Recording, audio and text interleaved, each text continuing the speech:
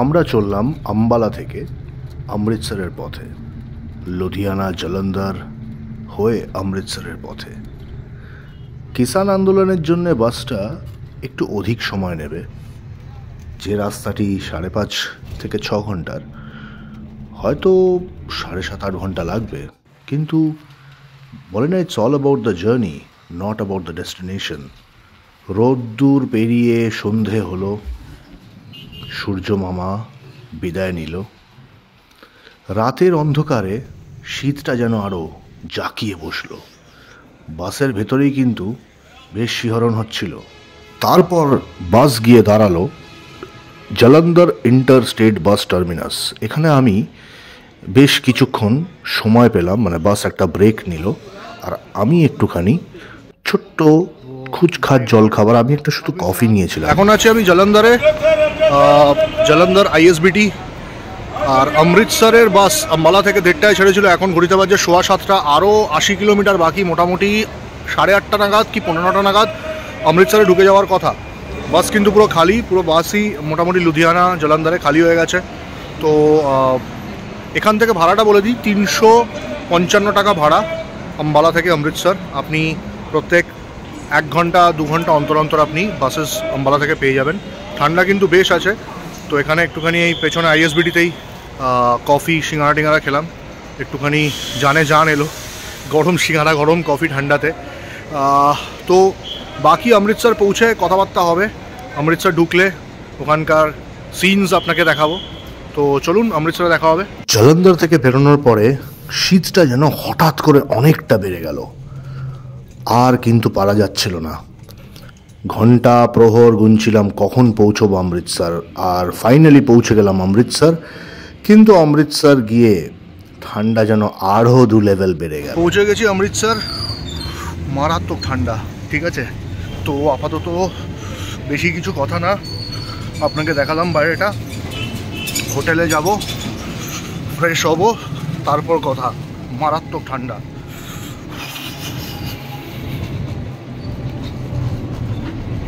চলুন, দেখা হচ্ছে কিছুক্ষণে। তো পৌঁছে গেছি অমৃতসরে, হোটেলে চেক ইন করেছি। রুমটা চট করে দেখিয়ে দেবো, তারপরে বাকি কথা হবে। এই হচ্ছে রুম। এই রুমটার জন্যে আমি পার নাইট 700 টাকা পে করেছি। 2 দিনের জন্যে 1400 টাকা। বেড অনেকগুলো, মানুষ আমি একটাই, সো মোটামুটি। অ্যান্ড আপনাদেরকে কয়েকটা তথ্য আমি জানাবো, বলে দিচ্ছি। কি সবার আগে এইটা দেখে নিন। এই বিষয়ে একটা তথ্য জানাবো, দেখতে পাচ্ছেন তো ভালো করে? বাকি এই রুমটা একদম ছাদের রুম।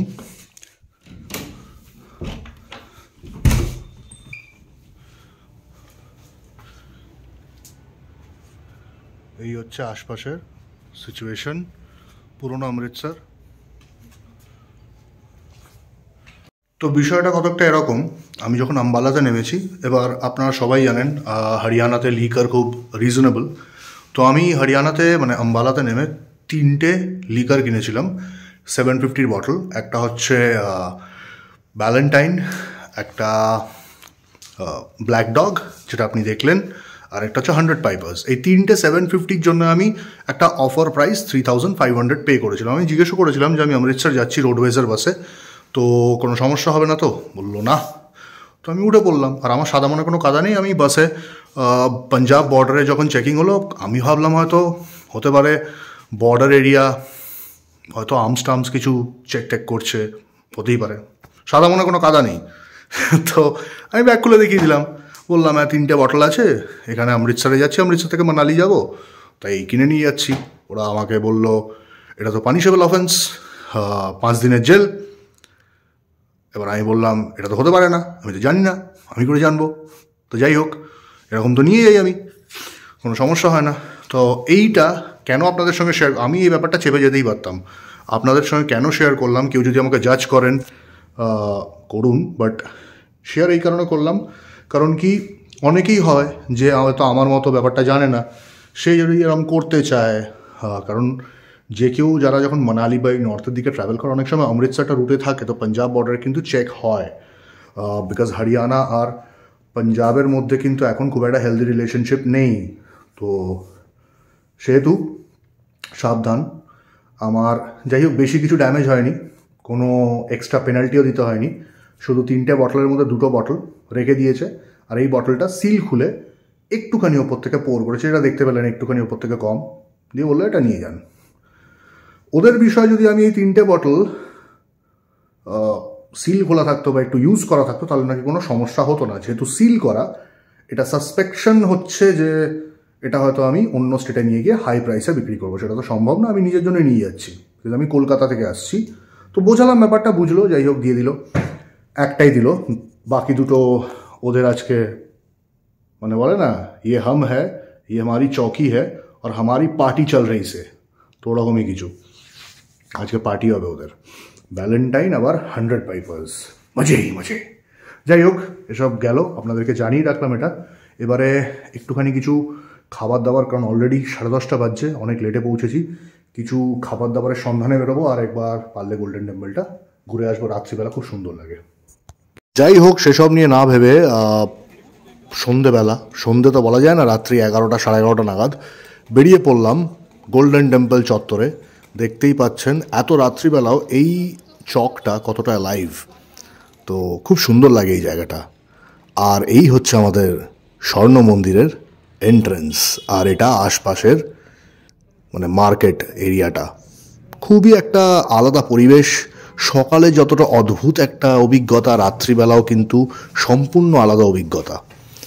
তো চলুন ভেতরটা ঘুরে দেখা যাক।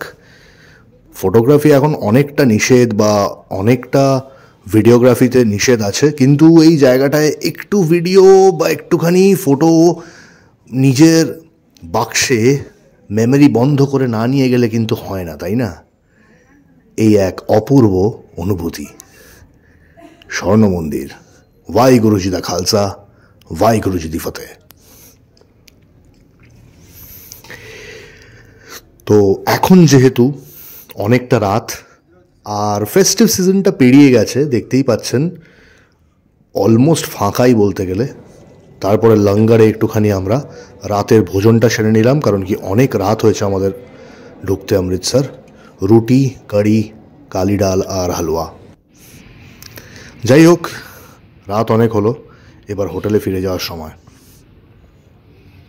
সোলো ট্রাভেল করলে ঘুম থেকে তাড়াতাড়ি ডেকে দেওয়ার কেউ নেই, তবুও আমি 7:30টার সময় উঠে পড়েছি আপনাদেরকে ভোরবেলার অমৃতসরটা ঘুরে দেখাতে। তো চলুন প্রথমত আপনাকে একটু দেখাই পুরনো অমৃতসর শহরটা ছাদ থেকে কেমন দেখতে লাগে। এই পুরনো অমৃতসর বা পুরনো দিল্লি বা কিছুটা বলতে পারেন বেনারস আর আমাদের মানে বর্ডার পার পেশাওয়ার, এই শহরগুলো, even Lahore to some extent, এই শহরগুলোর আর্কিটেকচার কতকটা না একই রকমের। তার কারণ হয়তো মুঘল জামানাতেই সবকটা শহর তৈরি, সেটা একটা কারণ হতে পারে। দেখতেই পাচ্ছেন অমৃতসরের ভোরবেলা। Good morning from Amritsar. আজকে 18ই জানুয়ারি, আর এই হচ্ছে অমৃতসর শহর বা বলতে পারেন পুরনো অমৃতসর। খিদে পেয়েছে মারাত্মক, তো সকালবেলা বেরিয়ে পড়লাম কিছু ব্রেকফাস্টের সন্ধানে। ভোরবেলা অমৃতসরের গলিগলাগুলো কীরকম লাগছে সেটা আপনাদেরকে দেখাই এক ঝলক। ঠিক যেন কবিতার খাতা বা ইতিহাসের পাতা থেকে উঠে আসা একটা শহর। সময়টাকে ঠিক যেন 1940-1950-এই ধরে রেখেছে এই শহর অমৃতসর। এটা কিন্তু একটা পাতি বাঙালি ভাষায় বলতে গেলে রূপকথার শহর। চলে এলাম আমরা গোল্ডেন টেম্পল আর তার পার্শ্ববর্তী এরিয়াতে, যেখানে ভালো ভালো ব্রেকফাস্ট পাওয়া যায়। দেখতেই পাচ্ছেন খুব সুন্দর একটা, ওই যেটা বললাম না, রূপকথার শহরের মতনই দেখাচ্ছে। আমার এই শহরটাকে দেখলে না অনেক পুরনো হিন্দি সিনেমায় পাঞ্জাবকে যেভাবে দেখানো, সেই জিনিসগুলো না মনে পড়ে যায়। অমৃতসর মানে সত্যি কথা বলতে গেলে পাঞ্জাবের যদি অ্যাকচুয়াল ফ্লেভার আপনাকে উপভোগ করতে হয় না, আপনাকে অমৃতসরেই আসতে হবে। তো দেখতেই পাচ্ছেন একদিকে মার্কেট আর আরেকদিকে হচ্ছে গোল্ডেন টেম্পল ক্যাম্পাস। এই হচ্ছে সুন্দর দুটো মানে দুদিকে মল রোডের মতো করা একটা মার্কেট, যেটা গোল্ডেন টেম্পলের সামনে থেকে দুভাগ হয়ে যাচ্ছে। অনেক রকমের আপনি শোপিস পেয়ে যাবেন এখানে। খাবারের দোকানের জায়গায় চলে এসেছি, জাস্ট জালিয়ানওয়ালা বাগের গেটের পাশেই। তো খাবারের অর্ডারটা দিয়ে ফেলা যাক। এই হচ্ছে হোটেল। আপনাকে চট করে এক ঝলকে মেনু কার্ডটা দেখিয়ে দিই, আপনি স্ন্যাপশট নিয়ে রেটসগুলো দেখে নিতে পারেন এখানে কীরকম রেটস। যদি কনফিউশন হয় কি খাবেন না খাবেন, তাহলে আমি বলবো অত কনফিউশনে যাওয়ার দরকার নেই। আপনি পাতি ছোলে ভটোরে আর তার সাথে লস্যি অর্ডার করে দিন। 140 টাকা নেবে ছোলে ভটোরে আর লস্যি মিলিয়ে।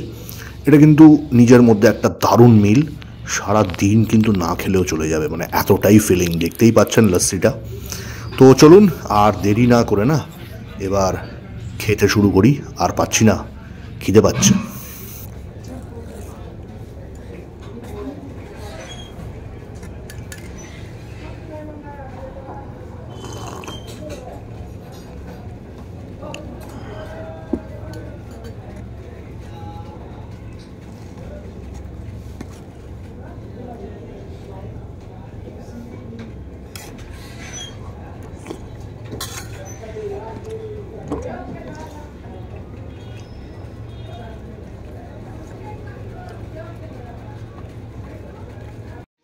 প্রাতরাশ সেরে আমি চলে গেলাম একটুখানি কেনাকাটা করতে। তো এগুলো হচ্ছে অমৃতসরের ফেমাস ফিক্স প্রাইসওয়ালা মেন আর উইমেনদের জুতি। মেয়েদের 300, ছেলেদের 400 কিনে নিলাম বেশ।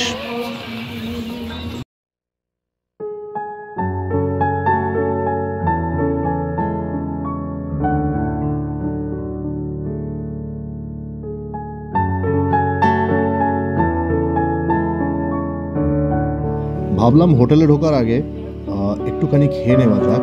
আদা দেওয়া গরম গরম চা এখানে দেখলাম কাপে দিচ্ছে, কাঁচের কাপে। এটা একটা আলাদাই ফিলিং কিন্তু, তাই আমি দেরি না করে নিয়ে নিলাম কাঁচের কাপে সুন্দর আদা দেওয়া গরম গরম চা। আবার এই ঠান্ডা আমেজ কিন্তু বাঙালি বোঝেও আর উপভোগও করতে পারে, তাই না? আমিও কিছু রইলাম না, আমিও বেশ একটা আমেজ টামেজ নিয়ে শীতের সকালে এই চাটাকে এনজয় করতে লাগলাম, আর বেশ লাগলো। কিছু মনে পড়ছে এটা দেখে? হ্যাঁ, অনেকটা আমাদের লাইফের, আমাদের দৈনন্দিন জীবনের মতো না? আটকে থাকা ঘড়ি। ঘড়িতে বাজছে 10:30, কিন্তু এখনো কিন্তু শহরটা পুরোপুরি জেগে ওঠেনি, ধীরে ধীরে এগোচ্ছে। দিনের বেলায় অমৃতসর স্বর্ণ মন্দিরের কিরকম ভিউজ, কিরকম কি সিনস ভাবলাম একবার আপনাদেরকে দেখিয়ে দিই। তো চলুন। সকালবেলা সুন্দর একটা আমেজ, ঠিক সকালবেলা যায় না, মানে ওই 12টা 12:30, কিন্তু এখানে না এত বেলা অবধি মানে সূর্যের দেখা পাওয়া যায় না না, তো সেহেতু সকালবেলাটাই বাহুল্য। তো যাই হোক, দেখতেই পাচ্ছেন একটা সুন্দর পরিবেশ। সকালবেলাটা কিন্তু ভিড় বেশি। তো পৌঁছে গেলাম আমরা স্বর্ণ মন্দির। আর যেরকম রাত্রিবেলা না একটা আলাদাই রকম মানে অনুভূতি, সকালেরটা কিন্তু সম্পূর্ণ আলাদা। প্রত্যেকটা সময় আপনি স্বর্ণ মন্দিরকে প্রত্যেকটা প্রহরে আলাদা রকম একটা অনুভূতি আপনি অভিজ্ঞতা করবেন, যেরকম এখন। তারপরে জালিয়ানওয়ালা বাগের বাইরে ট্রাই করে নিলাম এখানকার ফেমাস গাজরের হালুয়া। এটা কিন্তু আমাদের ওই মিহি গাজরের হালুয়া না, একটুখানি না মানে খুশক, একটুখানি দানেদার, তার সাথে একটা খোয়া, মানে একটুখানি গ্রেটেড খোয়া, দারুণ কিন্তু। যাই হোক, অমৃতসর শহর এখন আস্তে আস্তে ব্যস্ত হয়ে যাচ্ছে, আস্তে আস্তে উন্মাদনায় জেগে উঠছে, সন্ধে হচ্ছে। তো আমরা ভাবলাম এবারে বেশি আর দেরি করব না, কারণ আজ রাত্রি 8:50 আমাদের বাস মানালির। তো আমি রওনা দিলাম কিছু খাবার প্যাক করে আমাদের হোটেলের দিকে। তো খাবারের কথাটা এখানে বলি, 1 বছর আগেও শুনেছেন আমার থেকে, এখানে কিন্তু ননভেজ মারাত্মক মানে চিপ। এই পুরো যে চিকেন তাওয়া টিক্কাটা দেখছেন, এই পুরো তাওয়া টিক্কাটা কিন্তু জাস্ট 280 টাকা, ঠিক আছে? জাস্ট 280 টাকা। তো খাবার টাবার প্যাক হয়ে গেছে। এইবারে ভাবছি আমি আমার হোটেলের ছাদে গিয়ে লাঞ্চটা সেরে ফেলবো, সাথে আরেকটা আমার হোটেলের বাইরের দোকান থেকে নিয়ে নিয়েছিলাম ভিগা কুলচা, যেটাকে বলে ভিগি কুলচি। তো সেই জিনিসগুলো নিয়ে নিয়েছিলাম। এই এখন হোটেলের দিকে রওনা দিচ্ছি, সেই পুরনো গলিগলা। তো যাই হোক, আশা করি এই অমৃতসরের চ্যাপ্টারটা আপনাদের ভালো লাগলো। যদি ভালো লেগে থাকে নিশ্চয়ই লাইক করবেন, কমেন্টে জানাবেন আপনারা কি অমৃতসরে এসছেন, যদি এসে থাকেন কেমন অভিজ্ঞতা, যদি না এসে থাকেন কোনো প্রশ্ন থাকলে আমাকে নিশ্চয়ই ডিএম করবেন। সব রকম তথ্য বা ইনফরমেশন আমি আপনাকে দিয়ে দেবো।